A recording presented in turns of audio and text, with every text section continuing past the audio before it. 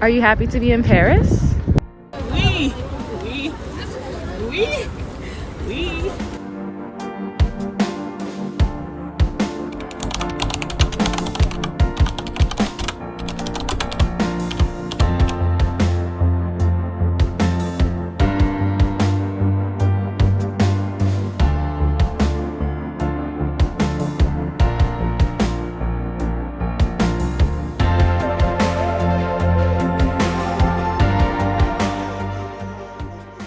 He wasn't tall, not the kind of man who announces his presence like thunder. But when he spoke, his words had rhythm, soft consonants, smooth vowels rolling like river stones. French. And I, the African girl who'd only ever dated homegrown storms, felt something unfamiliar. A quiet flame catching between syllables. Enchanté. He said. And something in the way he said Bonjour. made my name sound like a song I hadn't heard before. Neka. He said it slowly, as if the letters were secret, as if he could taste them. And that's where it began. Not with touch, but with tone. With the way his accent wrapped itself around my name like it had been waiting for me.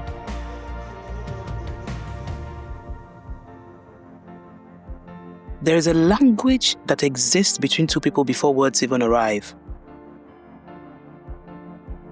The way his laughter leaned towards me, the way my eyes learned his face, like it was a map to somewhere I'd never been but somehow remembered.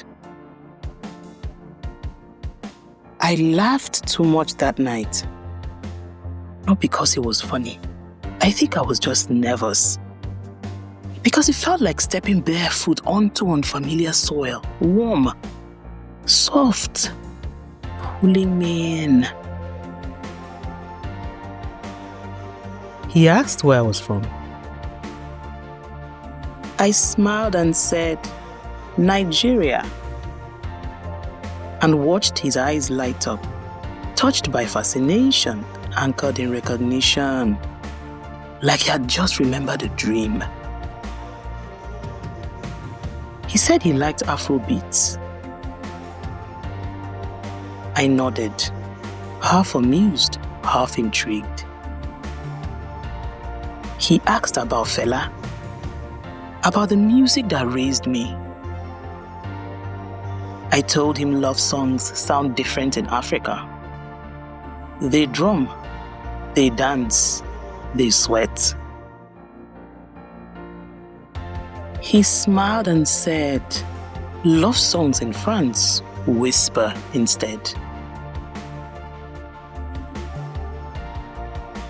I told him my stories of Lagos, of laughter, of loud markets and soft mornings.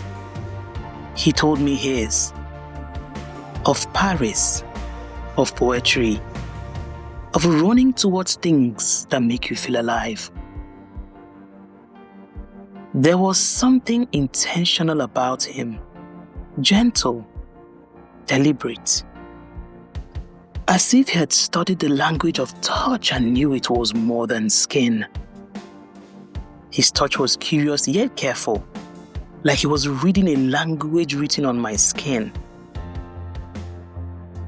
When he looked at me, it wasn't through me, it was into me.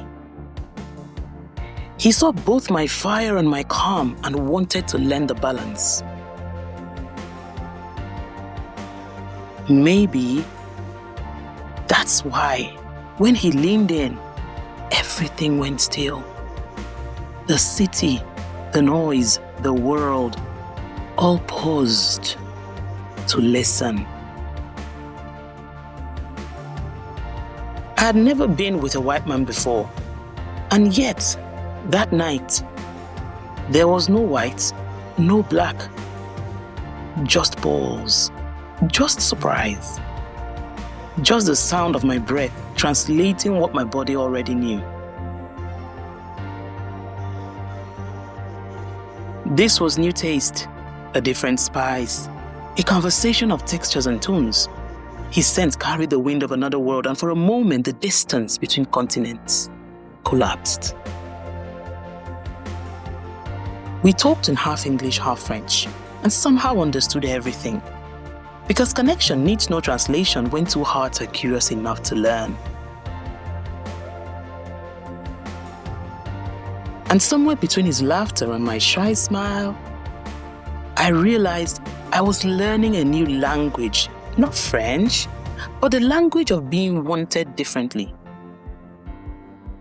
When he spoke in French, I answered with laughter. Between what we couldn't say and what we didn't need to, we understood each other anyway.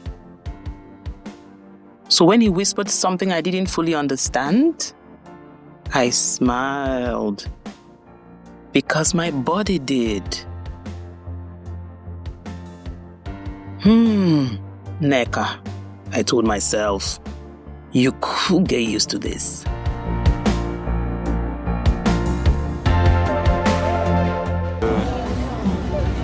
Finish it, yeah.